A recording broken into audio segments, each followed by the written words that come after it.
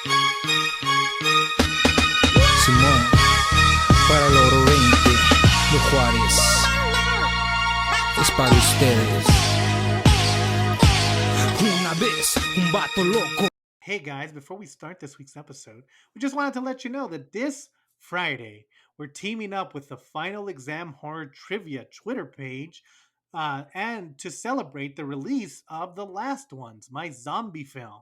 So go to their Twitter and participate. It's a game. You get to find out new trivia. Hopefully you can win, and there's going to be some fun Last One related prizes that you will be a part of. So yeah, check it out. The trivia or the Twitter page is Final Exam Trivia, and go follow it. Go follow me, and we'll see you Friday. Hopefully, it'll be a lot of fun. It'll be a boo-tacular time. And it'll be spooktacious. It'll be boo-rific. It started when we were younger, when you were my boo. It's That's right. the one. All right, we'll see you guys Friday. Now, hello. This is Andrew Hara, and you're listening to The Bomb Squad, where we appreciate the underappreciated. Also, check out my films that are out now, The Last Ones and Borderland, on Blu-ray, DVD, and streaming wherever horror films that I make stream. And I'm here with my co-host Joshua Whitney Epp, and we are joined. It's our summer of guests starting in August that we're doing, and we're here with Derek Sykes. Derek, how are you? And tell us a little bit about yourself. Hi, thank you for having me. I am good. So, like I said, my name is Derek Sykes. I'm just, kind of a guy. I'm like a horror fan. That's how I would describe myself first and foremost. I'm a writer. I have my own podcast with my best friend Juno called "And That's It," where we give our final and correct takes on any and all media that we consume. And I mean, I guess that's about it. Okay, so the movie we picked, or Derek picked today, Summer of Guests, is Greener Grass from 2019. And Josh, why don't you give us a plot synopsis of Greener Grass? A housewife has a sustained breakdown in a suburban hellscape. I guess is as concise as I could be. Yeah, that's good. That's actually pretty good. That's weird that that's the first one you've gotten kind of correct. Correct, yeah. Also, I usually do like the cast and crew, and this one's pretty easy because the writers, directors, and stars are Jocelyn DeBoer and Dawn LeBeau. It also has like Beck Bennett from Saturday Night Live. It has like a bunch of sketch comedy people, yeah. Yeah, like Neil Casey from Ghostbusters, where most people know him from, Jim Cummings. But yeah, that's a pretty good description. So, Derek, why don't you tell us why you picked this movie? Sure.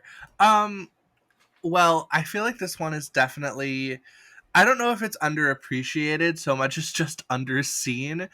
I feel like it has a good enough reputation among the people who have seen the film, which I just feel like it's so hard to sell that a lot of people kind of just aren't aware of it, or like have maybe weird ideas about what it is, and so they don't watch it.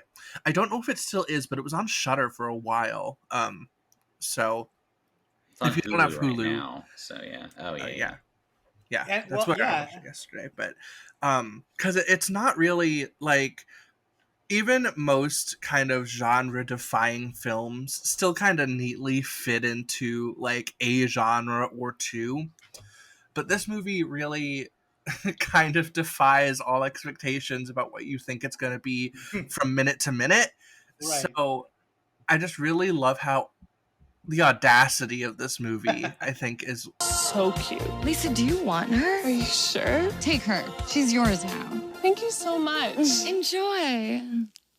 What I really gravitate to. Also, I love comedy, but comedy can also be a really hard sell for me because I feel like I have such a specific sense of humor, and so the things I find funny are like everyone's like, Derek, that what the fuck is wrong with you? And so I love this movie. I think it's so funny. I think it's so dark. It's kind of scary. Like it ticks a lot of boxes for me. But yeah, and it was definitely sold to me as a horror film, which it kind of is, kind of not really. Like a satire is more correct, but like satire doesn't really explain genre. So Yeah, it almost it's like it has that like David Lynch like surrealism, but not yeah, as a horror, more as like it's just there. I don't know. It is hard to describe for that reason. yeah. You know what I thought it was? If you ever saw that show Pete and Pete on Nickelodeon, it kind of feels to me like an adult version of that show, where like it's not so much that the characters are acting weird; it's that like the whole world is weird. You know? Yeah, everything is just like 4% off, which is so Yeah. much more disturbing than everything being like opposite. Yeah, it's basically about like a suburban housewife and like kind of just going through as she like starts to kind of lose control of her sanity. But it's also kind of feels like a series of almost skits that like there's like certain points where they're just like focusing on one aspect of suburban life. And I felt like halfway through there's like a scene where she runs into a lady at the grocery store, and I feel like What is it? The other day, I overheard Raja say the word but. But Yeah, but. She heard it from Julian. He was talking about Popeye's butt, about how much bigger Popeye's butt gets when he eats spinach. is that even true? Yeah. that like kind of solidified that it kind of feels like when you're in a conversation with someone else and it's an awkward conversation, but neither of you know how to end the conversation. That's what every interaction in this movie felt like to me. Like Yeah. a sketch comedy show, where there's a bunch of skits, but that they all like keep existing. Like like it doesn't like, Right. oh, there's the skit where their son turns into a dog, but it's like, oh no, but he's a dog the rest of the movie. Like that's not going away. You know what I mean? It's like it's a Yeah. very like, I don't know. It's very bizarre in that way of like, oh yeah, the son's still a dog despite what else is happening. It's interesting. Yeah. Shout out like, to Julian Hilliard, horror's best boy right now. I just love seeing him whenever he pops up. So I remember the first time I saw this, I think the only thing I'd seen him in was The Haunting of Hill House. right. Because WandaVision hadn't come out yet, Conjuring hadn't come out yet, and I hadn't seen Color Out of Space. So I was just like, hey, that's my boy. And yeah. I didn't even realize it was the same kid till you said it. Good for him. Yeah. Right, because there's so many. Well, I guess there aren't even really that many jokes that kind of disappear. Almost everything, like, either informs like an aspect of the character we stay with, or is something we keep checking back in on. Yeah. So, like, another example is Beck Bennett's character, who is the pool water. Oh, I yeah, loved it. being obsessed with the pool water. You like it? Sure. It's from the pool. Brought my own. I don't drink that stuff. The scene when he brings like a tub of it to the restaurant. I mean that specific action obviously is maybe not something any of us have seen before, but that kind of vibe of like a dad doing something kind of insane, Yeah. but not really caring what other people think. Right. I mean, that I definitely relate to that as someone who many times has like hid my face in shame when I'm out with my dad and he does something kind of cringe. I'm like, oh no, please stop, Dad. Yeah. Yeah. And like the idea of like the dad like kind of getting into a hobby almost too much is something Right. that I feel like a lot of us have, and it's like, yeah, they take it to the extreme, but yeah, it's definitely very relatable that he's like obsessed with this thing. And even at one point, like they lose their house and then they find out that he's still living in the house as the pool boy. Yeah, like he came back just to be the pool boy. Yeah. Like, I mean, these people in this town, they really do have kind of one-track minds. I mean, Right. like you have Dawn, who I guess I think Dawn and Jocelyn are equally interesting in this movie, or Jill and Lisa is their characters' names. Right. But like Lisa, the scene where she shoves the soccer ball up her dress, and it's like, I am pregnant. Yeah. I mean, Oh my god, Lisa, you're pregnant? I know! Oh my god, it's so cute! and that's like kind of the second time that's happened in this movie, because in the first scene, Jill gives her baby. Right. Yeah, and I feel like every time they kind of got together, it was a pretty good scene. Especially because they're almost playing like, because they're all kind of playing these warped versions of like suburban archetypes, but like they're playing very different, like the opposite ends of the standard, where Lisa's a little bit more like, well, Jill's like just like she like falls for any kind of social pressure like numerous times, where if anyone gives her a suggestion, she just kind of goes for it, and Lisa's kind of like the like Like kind the of like a alpha of the Karen. group. Yeah. Yeah, like the domineering one. Yeah. Like Yeah. there's a scene like after Jill gives the baby away, like at one point she tries to get it back, and she asks Lisa if she can have it back, and she's like, "No, you can't." And she's like, "Well, no harm in asking." And Lisa's like, "No, there was harm. I was harmed." And it just kind of, yeah, it kind of adds to like the awkwardness of every conversation, because Lisa is like so assertive. It's just like, yeah, it just makes, and like Dawn isn't at all, so it makes it like that much worse. It's like, can these guys get out of this conversation? This is so uncomfortable. Well, I mean, and kind of what you don't even realize is kind of the overarching story until the very, very end of the movie. Not to, I guess, spoil and jump right to the end, but like you have the very end, which is Jill, Jocelyn's character, very destitute essentially. She's lost everything. She looks like a crazy person. Like, and then you have Lisa, who basically may as well have like a halo around her head. She's gained everything that Jill lost. She looks fantastic. She's smiling. She's so happy. And you kind of don't even realize that Lisa has been like this parasite the whole movie, taking everything from Jill until it's all gone. Yeah. Yeah. Yeah, and she kind of does it like piece by piece, which is, and it's always in that very nice suburban kind of like, they're smiling while they're stabbing you in the back, which I guess is the point, is like one of the themes of the movie. And now like, yeah, the teacher, Miss Human, played by Darcy Carden for Creep Show or Good Place fans. Right. And she's also good. Like she has this, like one of her things is that her mom killed her husband or her father and the brother. Her mother was the largest sharecropper in the state and killed the family. I'll replace it. It's not really replaceable. My mother made it before she killed my father. She brings it up out of context every time. And you think it's like a throwaway line, but then it comes back. Yeah. Now, Dan, can you name the most successful sharecropper ever in this county? Your mom. That's right. My mom.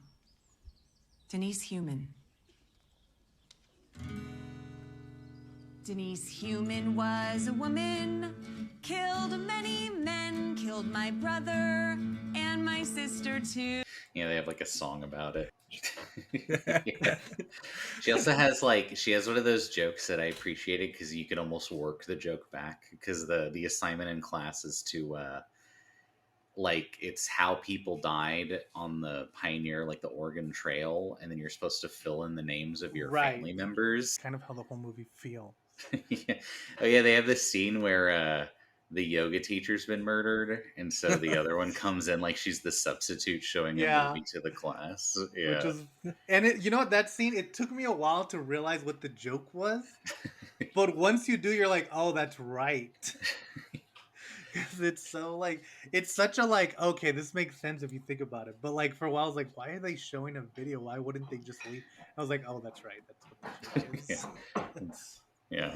Even But I like, mean, and, oh, go ahead.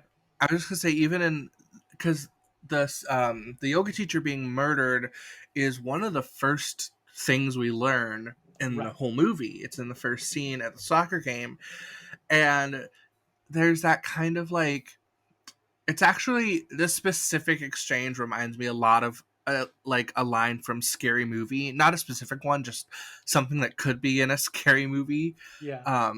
Movie like they're talking about it, and I don't even remember what the line that Lisa says,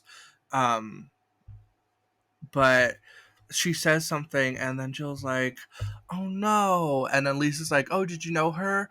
And then and Jill's like, "No, but I really want to try yogurt." Yeah. Like, yeah, it's so funny. Like, I don't know, it's just funny seeing all the like things in the movie that clue us in to what is like weird to us, the audience, and what's supposed to be weird to the characters. It's fast. I mean, also good. Yeah, the movie has an overall bleakness to it, which is it's interesting, you know, because I mean, it is. Well, you think satirizing, you think more, but it is a black comedy. yeah.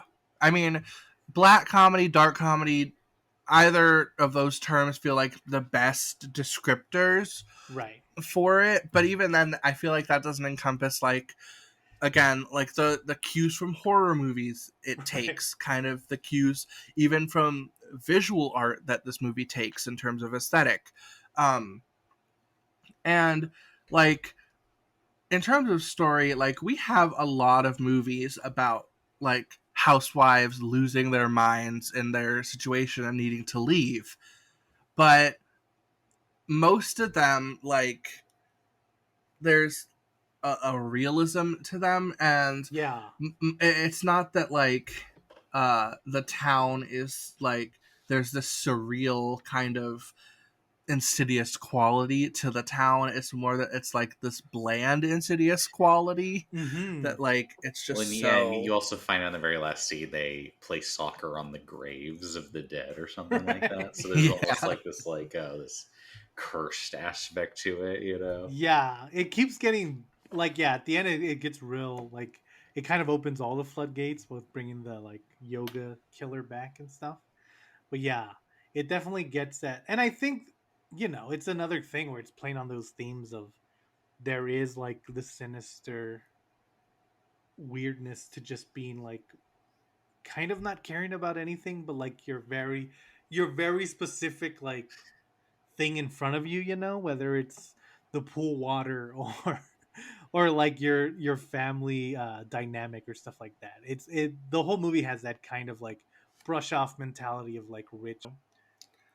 Yeah, I mean, even from like an acting training perspective, like, comedy is so much harder, so you have to spend so much more time developing that skill than you do like dramatic acting. Right. And it's why, you know, when studio comedy is cast like big A-list, like prestige actors in their comedy films, a lot of times it kind of falls flat because they just don't have the skill, they don't have the comedic timing, they don't have like the feel for the material that a specifically comedic actor would. And so it's why a lot of dramatic actors have a hard time transitioning into comedy roles, whereas comedic actors oftentimes have easier times transitioning into more dramatic roles. I think Kristen Wiig, for example, is a great example of that. With her, you know, in the 2010s, she was doing all those indie movies that are really good. A lot of them are really good. And almost all of them are dramas. And it was just really interesting to see, you know, that as opposed to it.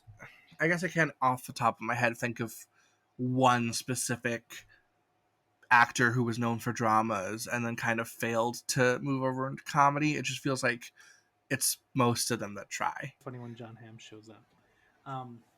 yeah, I think overall, and it is one of those things where I don't know, because this movie has been on my watch list forever, and like nobody talks about it, even though it got pretty good reviews. It's just one of those movies that kind of got lost with the pandemic and everything, and it disappeared. Right.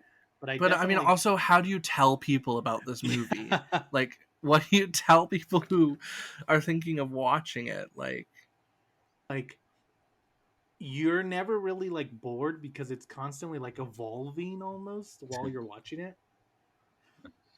And yeah, so, and it's pretty short, like it's worth checking out. I think it was good, especially like if you like kind of absurdist humor, or if you're missing satire. It's so hard to find good satire, so I think it's worth checking out.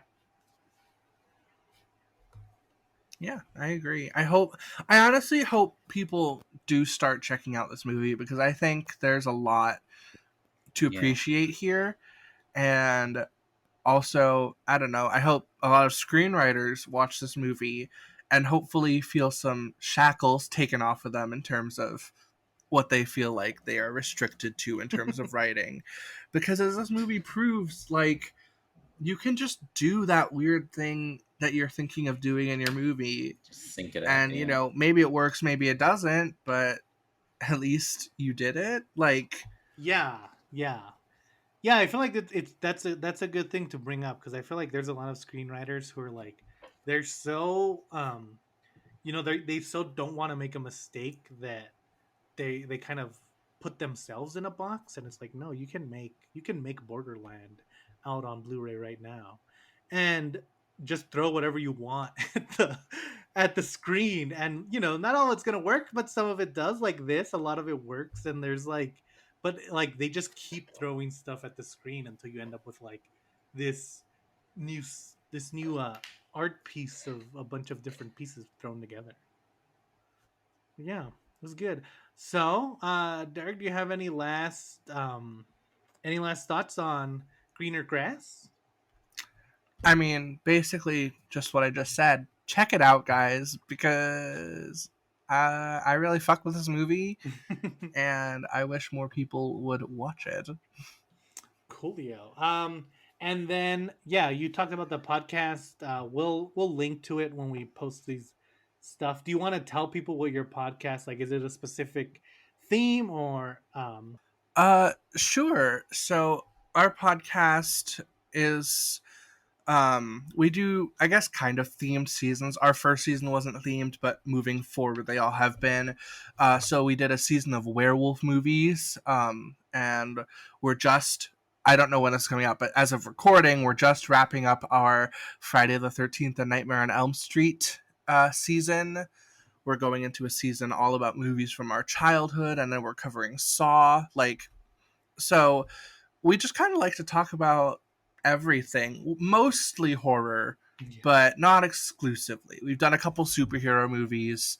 We're going to do a couple animated films coming up. So, yeah, it's just really exciting. I will say, I know by the time this comes out, it will at least be announced. So, um, we are doing, as a project for this podcast, we're doing a very special episode that is an original Friday the 13th movie put together by us and a team of our guests from the past season. oh, that's cool. So it's absurd. It's, I mean, honestly, take some cues from this movie. Not literally, like, we weren't thinking of this movie when putting it together, but in terms of like, wow, that was a wild idea.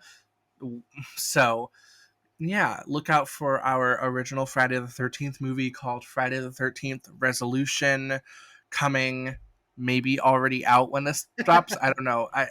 Our episodes drop kind of irregularly because of school, and it's hard to edit. Right. So, it'll be out this year for sure. Probably in August, definitely by the end of September. Cool. Then I think it should be out right when your episode is coming out here. So that'll be awesome. Yeah, that'll be perfect to like hopefully now you can just go straight to Derek's podcast and listen to that version, because that sounds pretty cool. I don't know. It's weird. It sounds like I'm just wondering how it's going to come together. That's super cool. Honestly, so am I. The best type, which is perfect for this movie because it kind of feels like that's how this movie was made as well. So it's a good precursor. But cool. Well, yeah. Thank you for coming on. We hope you had a good time, and we're glad you showed us this movie. Yeah. It's always good because, like, yeah, my basic was just like, tell us a movie that you think is underappreciated, or do you think a lot of people don't like? And so it's been cool watching the films that people picked, and this one definitely goes in because even though I heard of it, I hadn't watched it. So yeah, cool. But cool. Well, thank you, Derek, for coming on. Thank you for having me. Yeah, we'll see you guys next time on the Bomb Squad. Don't forget to watch my films out on Blu-ray and DVD and streaming. Maybe on Tubi. You'll have to look and find out. Probably not on Tubi. All right, we'll see you guys next time.